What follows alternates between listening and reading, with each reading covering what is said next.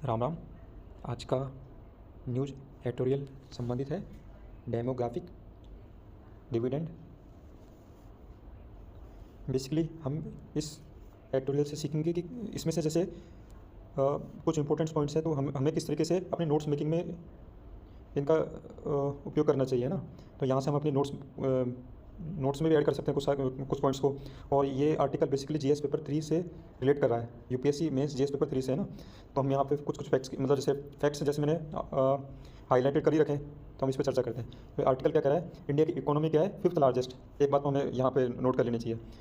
दूसरी बात ये कर रहा है कि 63% of the population is of working age, मतलब भारत की 63% जनसंख्या किस में वर्किंग एज वाली है ना। अब वर्किंग एज वाली कौन सी होती है, 15 से 64 वर्ष के आयु वाले व्यक्ति को मतलब इसमें माना जाता है वर्किंग एज वाले ना।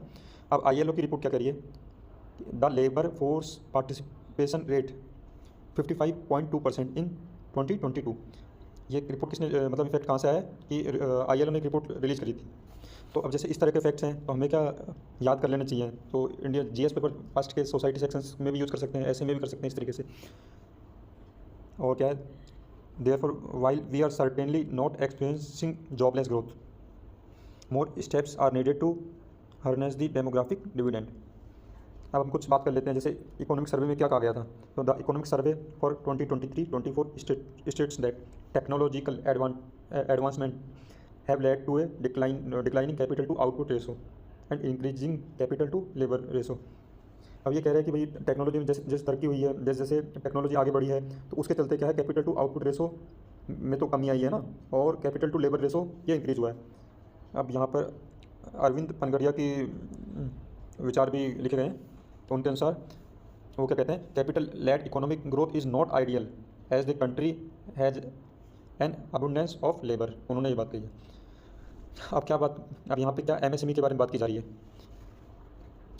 The relevance of micro small and medium enterprises, जिसे हम एमएसएमईज भी कह देते हैं, तो वो क्या है, द बैकबोन ऑफ एम्प्लॉयमेंट।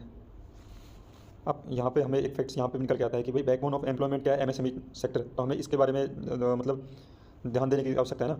मतलब फॉर एग्जाम्पल इसमें एमएसएमई के बारे में बात की गई है। तो to grow in size and scale as well as that of large business houses to foray into labor intensive sectors can be attributed to the compliance burden and cost imposed by outdated labor laws। अब क्या बात की गई है, अब यहाँ पे facts यहाँ से निकल के आता है इसका। 45% of the work force to be employed in the agriculture sector which accounts for only 18% of GDP. अब एक फैक्ट्स हम इसका यहाँ कर सकते हैं कि 45% कार्य क्षेत्र है, वो कार्यबल है ना, किस में केंद्रित है, कृषि क्षेत्र में। और वो योगदान दे रहा है केवल जीडीपी में, केवल 18% योगदान दे रहा है। अब हम बात कर लेते हैं ये क्या है, in the unorganised and non agricultural sectors about 19% of the workforce which are highly fragmented and suffer from low productivity.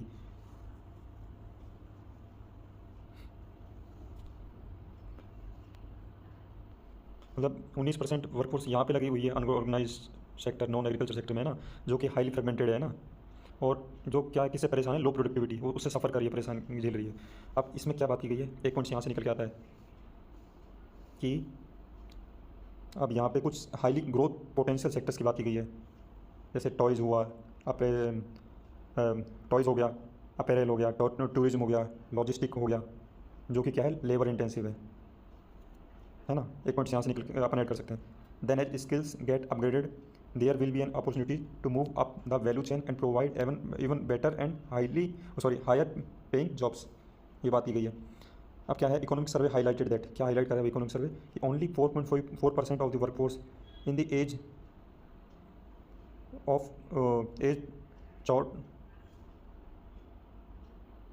Chauhat of 15 to 29 years is formally skilled. मतलब केवल बात कर रहा है 4.4% लोग ही इस आयु वर्ग के फॉर्मली स्किल्ड है ना, जो कि this is huge concern and दी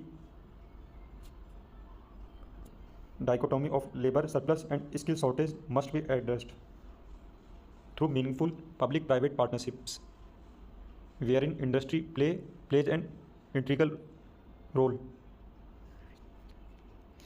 तो यहाँ पर क्या बात की गई है, यहाँ ये बात की गई है कि मतलब इसमें हमें आगे की राह बता रहे हैं कि जैसे public partnership, public private partnership है ना,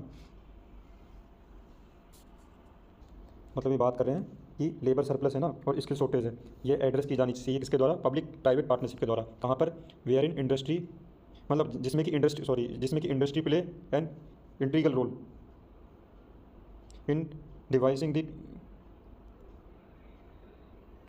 curriculum and imparting on the job training. और अब द एम्फेस, आप क्या न्यू एजुकेशन पॉलिसी के बारे में बात कर लीजिए, यहाँ से पॉइंट्स अपन ऐड कर सकते हैं अपने नोट्स में। The emphasis of the new education policy NEP 2020 on foundational skills as well as higher order cognitive skills and critical thinking is a good step। तो इसमें but in a constantly changing world the document must be reviewed periodically and updated। अब ये इसमें बात की गई है, पहले तो न्यू एजुकेशन स्किल के बारे में बता दिया है ना, लेकिन ये साथ में ये भी बता रहा है कि इसको अपडेट करने की ज़रूरत है, जैसे कि वर्ल्ड इज चेंजिंग, दुनिया बदल रही है तो उसके साथ साथ हमें बदलना होगा, हमें भी चीज़ें अपग्रेड करनी होगी, है ना। अब क्या बात कर रहे हैं, impact of artificial intelligence and public machine learning. अब यहाँ पे एक बात निकल के आई है और ये बता रहा है क्या, era of artificial intelligence and machine learning का एरा बता रहा है आज का युग, है ना। और इसके चलते क्या है, AI/ML इट्सेल्फ इज एस्टिमेटेड, मतलब इसका मार्केट कितना ग्रो करने वाला है, 826.73 बिलियन डॉलर 2030 तक, है ना।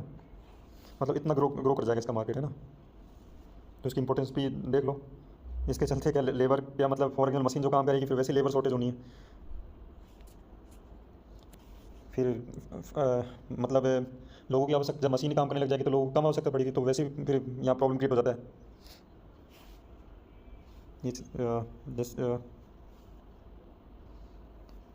अब अंत में क्या थोड़ा निष्कर्ष देने की बात करिए, जैसे लास्ट में कंक्लूजन नहीं देता तो इस तरीके से कंक्लूड किया है इसने ऑथर ने। तो India is in a sweet spot and must employ a holistic approach to create a talent pool so as to harness its demographic dividend for the benefit of the world at large. तो इस तरीके से article था, यहाँ से हमें बहुत सारे पॉइंट्स मिले हैं जिनका हम एग्जाम में यूज़ कर सकते हैं जी, स्पेशली GS पेपर 3 में। Thank you.